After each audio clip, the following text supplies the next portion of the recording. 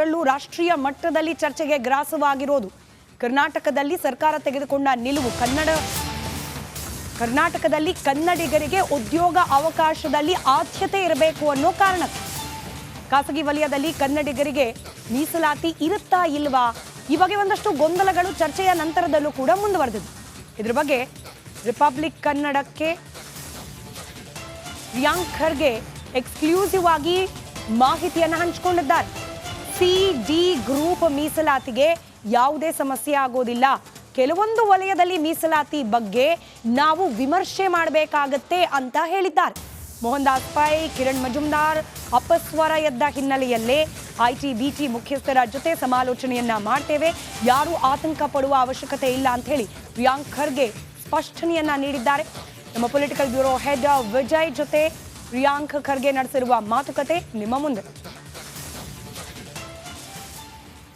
IT-BT ಸಚಿವರಾದಂಥ ಮಾಹಿತಿ ಮತ್ತು ತಂತ್ರಜ್ಞಾನ ಸಚಿವರಾದಂಥ ಪ್ರಿಯಾಂಕ್ ಖರ್ಗೆ ಅವರು ನಮ್ಮ ಜೊತೆ ಇದ್ದಾರೆ. ಸರ್, ಈ ಒಂದು ನಿರ್ಧಾರ ಕನ್ನಡಿಗರಿಗೆ ಮೀಸಲ ಸಂಬಂಧಪಟ್ಟಂತೆ ಅದು ಒಂದು ಕಡೆ ಖುಷಿ ಪಡೋ ವಿಚಾರ ನಿರ್ಧಾರ, ಆದರೆ ಟೆಕ್ನಿಕಲ್ ಆಗಿ ಇದು ಸಾಧ್ಯ ಆಗುತ್ತಾ ತರ್ತಾರ ಐಟಿ-ಬಿಟಿ ಕಂಪ್ನಿಗಳವರು ಅನ್ನುವಂಥದ್ದು? ನೋಡಿ, ತಾವು ಹೇಳಿದ್ದು ನಿಜ.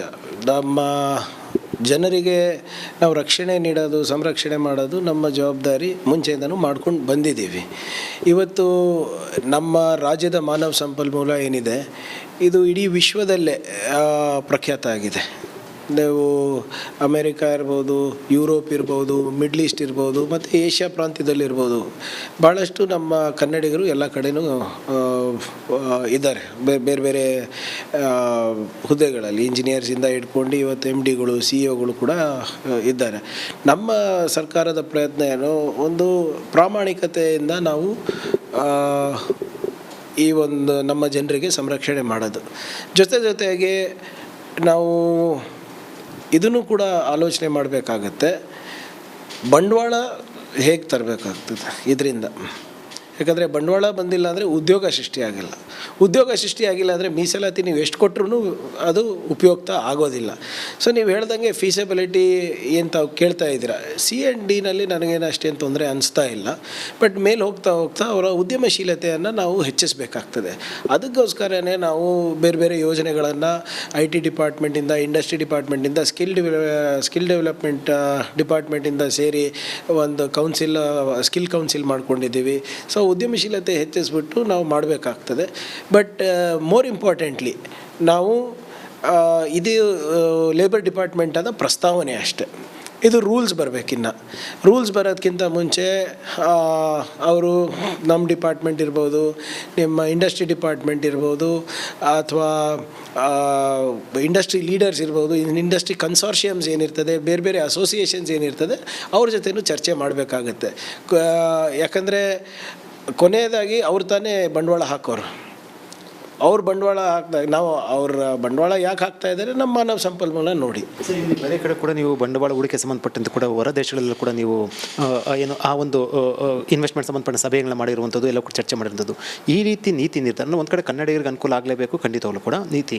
ಆದರೆ ಈ ರೀತಿಯನ್ನು IT-BT ಕಂಪ್ನಿಗಳು ಸಾಕಷ್ಟು ಕೂಡ ಚರ್ಚೆ, ಯಾಕಂದ್ರೆ ಮೋಹನ್ ದಾಸ್ ಪೈ ಮತ್ತು ಕಿರಣ್ ಮಜುಮ್ದಾರ್ ಕೂಡ ಇದಕ್ಕೆ ಅಪೋಸ್ ಮಾಡಿರುವಂಥದ್ದು. ಸೊ ಈ ಸಂಬಂಧಪಟ್ಟಂತೆ ಸರ್ಕಾರಕ್ಕೆ ಒಂದು ರೀತಿಯಲ್ಲಿ ಬಂಡವಾಳ ಹೂಡಿಕೆಗೆ ಹಿನ್ನಡೆ ಆಗುತ್ತೆ ಅನ್ನೋ ಒಂದು ಆತಂಕ ಏನಾದರೂ ಕೂಡ ಇದೆಯಾ ಅಂತ ನೋಡಿ.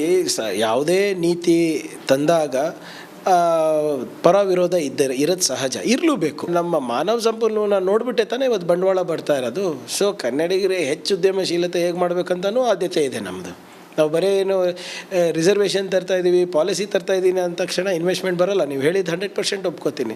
ಆದರೆ ಎಲ್ಲ ದಿಗ್ಗಜರಿಗೂ ಕೂಡ ಕನ್ಸಲ್ಟ್ ಮಾಡಿ ನಾವು ಮಾಡೋಣ. ರೂಲ್ಸ್ ಫ್ರೇಮ್ ಆಗ್ಲಿಕ್ಕೆ ಟೈಮ್ ಆಗುತ್ತಲ್ಲ, ವಿ ವಿಲ್ ಸಿ.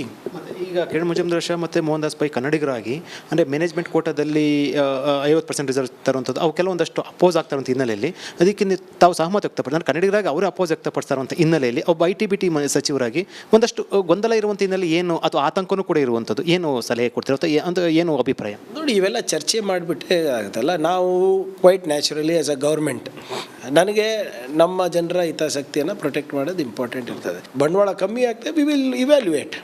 ಜಾಸ್ತಿ ಆಗ್ತಾ ಇದ್ದರೆ ಜಾಸ್ತಿ ಮಾಡೋಣ ಅಂತ, ಅದಕ್ಕೇನಿದೆ. ಕನ್ಸಲ್ಟೇಷನ್ ಪ್ರೋಸೆಸ್ ಆಗಲಿ.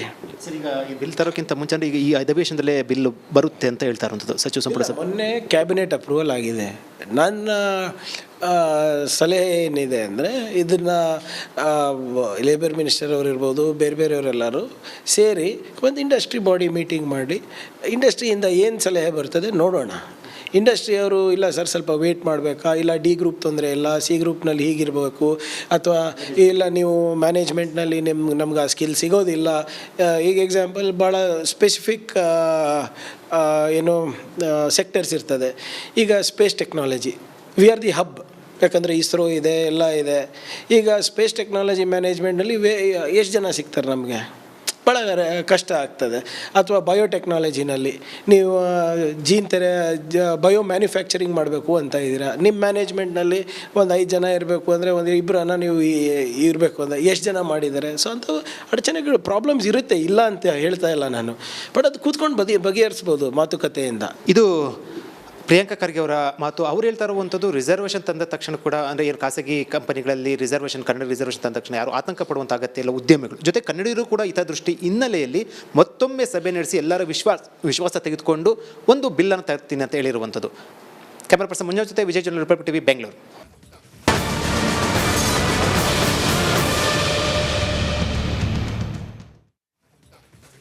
ರಾಜ್ಯದಲ್ಲಿ ಇದೀಗ ಕಾಂಗ್ರೆಸ್ ಸರ್ಕಾರವನ್ನ ಕಟ್ಟಾಕೋಕೆ ದೋಸ್ತಿ ಪಾಳೆಗಳ ಕೈಗೆ ಹಗರಣ ಅನ್ನೋ ಅಸ್ತ್ರ ಸಿಕ್ಬಿಟ್ಟಿದೆ. ಅಧಿವೇಶನಕ್ಕೆ ಇವತ್ತು ರಜೆ, ನಾಳೆ ಮತ್ತೆ ಅಧಿವೇಶನ ಪ್ರಾರಂಭ ಆಗ್ತಾ ಇದ್ದ ಹಾಗೆ ಹೀಗೆ ಕಾಂಗ್ರೆಸ್ ಪಾಳೆಯದ ಮೇಲೆ ಹಗರಣಗಳ ಅಸ್ತ್ರವನ್ನ ಪ್ರಯೋಗ ಮಾಡ್ತಾ ಇರುವ ಮೈತ್ರಿ ಪಕ್ಷದ ವಿರುದ್ಧವೂ ಕೂಡ ಅದೇ ಸ್ಕ್ಯಾಮ್ಗಳ ಅಸ್ತ್ರವನ್ನ ಪ್ರಯೋಗ ಮಾಡಲಿಕ್ಕೆ ಕಾಂಗ್ರೆಸ್ ಪಾಳೆಯ ಸಿದ್ಧವಾಗ್ತಾ ಇದೆ. ಬಿಜೆಪಿ ಆಡಳಿತವಿದ್ದ ಸಂದರ್ಭದಲ್ಲಿ ನಿಗಮಗಳಲ್ಲೇ ನಡೆದಿದೆ ಎನ್ನಲಾದ ಸ್ಕ್ಯಾಮ್ಗಳ ಮಾಹಿತಿಯನ್ನ ಕಾಂಗ್ರೆಸ್ ಪಾಳೆಯ ಕಲೆ ಹಾಕ್ತಾ ಇದೆ. ಹಾಗಾದ್ರೆ ಯಾವೆಲ್ಲ ನಿಗಮ ಮಂಡಳಿಗಳಲ್ಲಿ ಗುಳುಂ ಸ್ವಾಹ ನಡೆದಿತ್ತು ಅನ್ನೋದ್ರ ಬಗ್ಗೆ ಕೈಪಾಳೆಯ ಮಾಹಿತಿ ಕಲೆ ಹಾಕಿದೆ ಅನ್ನೋದ್ರ ಎಕ್ಸ್ಕ್ಲೂಸಿವ್ ರಿಪೋರ್ಟ್ ರಿಪಬ್ಲಿಕ್ ಕನ್ನಡದಲ್ಲಿ ನಿಮ್ಮ ಮುಂದೆ.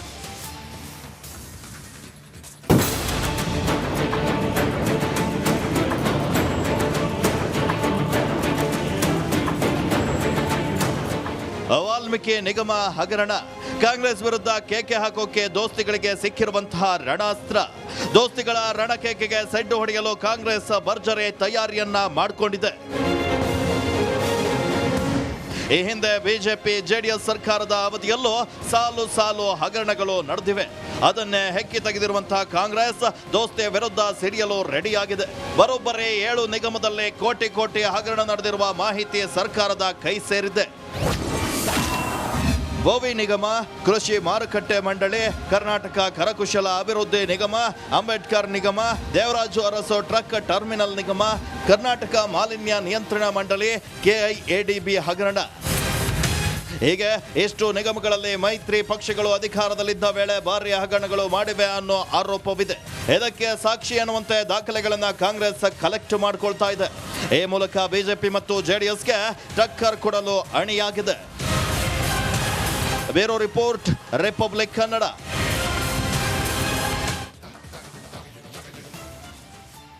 ಹಾಗಾದ್ರೆ ಸದ್ಯಕ್ಕೆ ಬಿಜೆಪಿ ಸಂದರ್ಭದಲ್ಲಿ ಯಾವೆಲ್ಲ ಹಗರಣಗಳು ನಡೆದಿರಬಹುದು ಅನ್ನೋ ವಿಚಾರಕ್ಕೆ ಸಂಬಂಧಪಟ್ಟಂತೆ ಕಾಂಗ್ರೆಸ್ ಕಲೆ ಹಾಕಿರುವ ಮಾಹಿತಿ ಏನು, ಅದರ ಡೀಟೇಲ್ಸ್ ಅನ್ನ ಗಮನಿಸ್ತಾ ಹೋಗೋಣ. ಒಟ್ಟು 7 ನಿಗಮ, 7 ಹಗರಣ, ಇದರ ಬಗ್ಗೆನೇ ಕಾಂಗ್ರೆಸ್ಗೆ ಸಿಕ್ಕಿದೆಯಂತೆ ಮಾಹಿತಿ.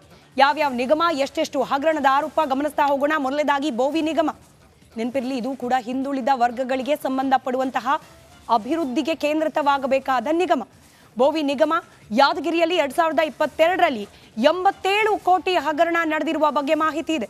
ಸರ್ಕಾರದ 87 ಕೋಟಿ ಹಣದ ಅಕ್ರಮ ವರ್ಗಾವಣೆಯಾಗಿದೆ. ಎಸ್ ಬ್ಯಾಂಕ್ ಯಾದಗಿರಿ ಖಾತೆ, ಇಲ್ಲಿದ್ದ ಹಣ ಬೇರೆ ಕಡೆಗೆ ವರ್ಗಾವಣೆ ಆಗಿದೆ. ಈ ಸಂಬಂಧ ಸಿಐಡಿ ತನಿಖೆ ಇನ್ನೂ ಕೂಡ ಪ್ರಗತಿಯಲ್ಲಿದೆ. ಇದನ್ನ ಮತ್ತೊಮ್ಮೆ ಹೊರತೆಗೆದು ಬಿಜೆಪಿಯನ್ನ ಕಟ್ಟಾಕೋ ಪ್ರಯತ್ನವನ್ನ ಕಾಂಗ್ರೆಸ್ ಸದನದ ಕಲಾಪದ ಅವಧಿಯಲ್ಲಿ ಮಾಡುವ ಸಾಧ್ಯತೆ ಇದೆ. ಎರಡನೆಯದು ಕೃಷಿ ಮಾರುಕಟ್ಟೆ ಮಂಡಳಿ. 2020ರ ಜನವರಿ ಸಂದರ್ಭದಲ್ಲಿ ನಡೆದಂತಹ ಹಗರಣ ಇದು. 47.16 ಕೋಟಿ ರೂಪಾಯಿಗೆ ಸಂಬಂಧಪಟ್ಟಂತ ವಂಚನೆ. 47.16 ಕೋಟಿ ಸ್ಥಿರ ಠೇವಣಿ ಹಣ, ಇದನ್ನ ಚಾಲ್ತಿ ಖಾತೆಗೆ ವರ್ಗಾವಣೆ ಮಾಡಲಾಯಿತು. ಫಿಕ್ಸ್ಡ್ ಡೆಪಾಸಿಟ್ನಲ್ಲಿದ್ದಂಥದ್ದನ್ನು ಬೇರೆ ಖಾತೆಗೆ ಸೇವಿಂಗ್ಸ್ ರೀತಿಯ ಕರೆಂಟ್ ಅಕೌಂಟ್ಗೆ ವರ್ಗಾವಣೆ ಮಾಡಲಾಯಿತು. ಜೊತೆಗೆ ಖಾಸಗಿ ವ್ಯಕ್ತಿಗಳಿಗೂ ಕೂಡ ಹಣ ಸಂದಾಯ ಆಗಿದೆ ಅನ್ನುವ ಆರೋಪ. ಸಿಂಡಿಕೇಟ್ ಬ್ಯಾಂಕ್ನಲ್ಲಿ ನಡೆದಿರುವ ಹಗರಣ ಇದು. ಬ್ಯಾಂಕ್ನಿಂದ ಇಲಾಖೆಗೆ ಹಣ ಮರುಪಾವತಿ ಈಗಾಗಿದೆ. ಆದರೂ ಕೂಡ ನೀವಿದ್ದಾಗಲೂ ಆಗಿತ್ತಲ್ಲ ಹಗರಣ, ಇರಬೇಕಾಗಿದ್ದ ಬ್ಯಾಂಕ್ ಬಿಟ್ಟು ಬೇರೆ ಬ್ಯಾಂಕ್ ಹೋಗಿ ವಾಪಸ್ ಬಂತಲ್ಲ, ಇದು ನಿಮ್ಮ ಗಮನಕ್ಕೆ ಬರಲಿಲ್ವಾ ಅಂತ ಹೇಳಿ ಕಾಂಗ್ರೆಸ್ನವರು ಬಿಜೆಪಿಗರನ್ನ ಪ್ರಶ್ನೆ ಮಾಡೋ ಸಾಧ್ಯತೆ ಇದೆ. ಮೂರನೆಯದ್ದು ಕರ್ನಾಟಕ ಕರಕುಶಲ ಅಭಿವೃದ್ಧಿ ನಿಗಮ 2019 ಏಪ್ರಿಲ್ನಲ್ಲಿ 22.43 ಕೋಟಿ ಅವ್ಯವಹಾರ. SBI ಬ್ಯಾಂಕ್ನಲ್ಲಿದ್ದ 22.43 ಕೋಟಿ ಸ್ಥಿರ ಠೇವಣಿ ವರ್ಗಾವಣೆ ಆಯಿತು, ಚಾಲ್ತಿ ಖಾತೆಗೆ ವರ್ಗಾವಣೆ ಆಯಿತು, ಖಾಸಗಿ ವ್ಯಕ್ತಿಗಳಿಗೂ ಕೂಡ ಸಂದಾಯ ಆಯಿತು ಅನ್ನೋ ಆರೋಪ. CID ತಂಡದಿಂದ 3 ಚಾರ್ಜ್ ಶೀಟ್ ಅನ್ನು ಸಲ್ಲಿಕೆ ಮಾಡಲಾಗಿದೆ. 2.5 ಕೋಟಿ ಚರಾಸ್ತಿಯನ್ನ ವಶಕ್ಕೆ ಪಡೆಯಲಾಗಿದೆ. ಕೃಷಿಕರ ಹೆಸರಲ್ಲಿದ್ದು, ಬೋವಿ ಸಮುದಾಯದ ಹೆಸರಲ್ಲಿದ್ದು, ಇದೀಗ ಕರಕುಶಲ ಮಂಡಳಿಯಲ್ಲಿದ್ದ ಹಣ ಕೂಡ ಬೇರೆ ಕಡೆಗೆ ವರ್ಗ ಆಗಿದೆ. ಅದು ಬಿಜೆಪಿ ಆಡಳಿತ ಇದ್ದ ಸಂದರ್ಭದಲ್ಲಿ ಅನ್ನೋ ವಿಚಾರವನ್ನ ಮತ್ತೊಮ್ಮೆ ನೆನಪು ಮಾಡೋ ಪ್ರಯತ್ನವನ್ನ ಕಾಂಗ್ರೆಸ್ ಪಾಳೆಯ ಮಾಡೋದಿದೆ. ಅಂಬೇಡ್ಕರ್ ನಿಗಮ 2018 ಜೂನ್ನಲ್ಲಿ 4.95 ಕೋಟಿ ವರ್ಗಾವಣೆಯಾಗಿದೆ. ಬ್ಯಾಂಕ್ ಖಾತೆಯಿಂದ 10 ಖಾಸಗಿ ವ್ಯಕ್ತಿಗಳಿಗೆ ವರ್ಗಾವಣೆ. ಕೆನರಾ ಬ್ಯಾಂಕ್ ಕಲ್ಕೆರೆ ಶಾಖೆಯಲ್ಲಿ ನಡೆದಿರುವ ಹಗರಣ ಇದು. ಮುಂದಿನದಾಗಿ ದೇವರಾಜ್ ಅರಸು ಟ್ರಕ್ ಟರ್ಮಿನಲ್. ಇತ್ತೀಚೆಗಷ್ಟೇ ಇದೇ ವಿಚಾರಕ್ಕೆ ಸಂಬಂಧಪಟ್ಟಂತೆ ವೀರಯ್ಯ ಅವರ ಮೇಲೆ ಆರೋಪ, ಅರೆಸ್ಟು ಇತ್ಯಾದಿ ಇತ್ಯಾದಿ. ಯಾವಾಗೆಲ್ಲ ವಾಲ್ಮೀಕಿ ನಿಗಮ ಅನ್ನೋ ಹೆಸರನ್ನ ಪ್ರಸ್ತಾಪ ಮಾಡ್ತಾ ಇದ್ರು ಬಿಜೆಪಿಗರು, ಇದೇ ದೇವರಾಜ್ ಅರಸು ಟ್ರಕ್ ಟರ್ಮಿನಲ್ ವಿಚಾರವನ್ನ ಕಾಂಗ್ರೆಸ್ ಪಾಳೆಯ ಪ್ರಸ್ತಾಪ ಮಾಡ್ತಾ ಬರ್ತಾ ಇದೆ. ಇದನ್ನ ಮತ್ತಷ್ಟು ಧ್ವನಿಗೂಡಿಸುವ, ಗಟ್ಟಿ ಧ್ವನಿಯಲ್ಲಿ ಎತ್ತುವ ಪ್ರಯತ್ನವನ್ನ ಕಾಂಗ್ರೆಸ್ ಪಾಳೆಯ ಮಾಡಲಿದೆ. 2021, 22, 22, 23 ಸಾಲಿನಲ್ಲಿ ಹಗರಣ ನಡೆದಿದೆ ಅಂತ ಹೇಳಲಾಗ್ತಾ ಇರೋದು. ಅಕ್ರಮ ಹಣ ವರ್ಗಾವಣೆಯಿಂದ 17 ಕೋಟಿ ನಷ್ಟ ಆಗಿದೆ. ನಿಗಮದ ಮಾಜಿ ಅಧ್ಯಕ್ಷ ವೀರಯ್ಯ ಅವರ ಖಾತೆಗೇನೆ ನೇರವಾಗಿ 3 ಕೋಟಿ ಸಂದಾಯ ಆಗಿದೆ. 2023 ಸೆಪ್ಟೆಂಬರ್ 23ರಂದು ಕೇಸ್ ದಾಖಲಾಗಿದೆ. ಪೊಲೀಸ್ ಇಲಾಖೆಯಿಂದ CIDಗೆ ಪ್ರಕರಣ ವರ್ಗಾವಣೆ ಆಗಿದೆ. 6ನೆಯದ್ದು ಕರ್ನಾಟಕ ಮಾಲಿನ್ಯ ನಿಯಂತ್ರಣ ಮಂಡಳಿ. 2013 ಮೇ ತಿಂಗಳಲ್ಲಿ 10 ಕೋಟಿ ಅಕ್ರಮ ಆಗಿದೆ ಅನ್ನೋ ಆರೋಪ. SBM ಬ್ಯಾಂಕ್ನಲ್ಲಿ ನಡೆದಿರುವ ಅವ್ಯವಹಾರ. ಮೊದಲು ಪೊಲೀಸರಿಗೆ ತನಿಖೆಯನ್ನ ನಡೆಸಲಾಗ್ತಾ ಇತ್ತು ಪೊಲೀಸರಿಂದ, ಅದಾದ ನಂತರ CIDಗೆ ವರ್ಗ ಆಯಿತು. 7ನೆಯದ್ದು KIADB ಹಗರಣ. 2012ರಲ್ಲಿ ಸೆಪ್ಟೆಂಬರ್ನಲ್ಲಿ ಬೆಳಕಿಗೆ ಬಂದಂತಹ ಅವ್ಯವಹಾರ. ಪಂಜಾಬ್ ನ್ಯಾಷನಲ್ ಬ್ಯಾಂಕ್ನಲ್ಲಿ ನಡೆದಿದ್ದ ಹಗರಣ. ಬೆಂಗಳೂರು ಶಾಖೆಯಿಂದ ಸೇಲಂ ಶಾಖೆಗೆ ವರ್ಗಾವಣೆ ಆಗಿತ್ತು. ಹಣ ಪೊಲೀಸರಿಗೆ ವಹಿಸಿ ನಂತರ CBIಗೆ ಇದರ ತನಿಖೆಯನ್ನು ವಹಿಸಲಾಗಿದೆ. ಹೀಗೆ ಒಟ್ಟು 7 ಬರೋಬ್ಬರಿ 7 ಮಂಡಳಿಗಳು ಹಾಗೆ ನಿಗಮಗಳಿಗೆ ಸಂಬಂಧಪಟ್ಟಂತಹ ಹಗರಣಗಳ ಪಟ್ಟಿಯನ್ನ ರೆಡಿ ಮಾಡಿ ಇಟ್ಕೊಂಡಿದೆ ಕಾಂಗ್ರೆಸ್ ಪಾಳೆಯ. ಇದನ್ನೇ ಇದೀಗ ಬಿಜೆಪಿ ಹಾಗೆ ಮಿತ್ರಪಕ್ಷ ಬಿಜೆಪಿಯ ಜೊತೆಯಲ್ಲಿರ್ತಕ್ಕಂಥ JDSನ ವಿರುದ್ಧ ಚಾಟಿಯಾಗಿ ಬಳಸಿಕೊಳ್ಳುವ ಪ್ರಯತ್ನವನ್ನ ಕೈಪಾಳೆಯ ಮಾಡೋದಿದೆ. ಇದಿಷ್ಟು ಈ ಹಗರಣ ವರ್ಸಸ್ ಹಗರಣ ಅನ್ನೋ ರೀತಿಯಲ್ಲಿ ನಡೀತಿರುವ ಪ್ರಯತ್ನ. ಆದರೆ ಮುಂದಿನ ಸುದ್ದಿ ಕಡೆ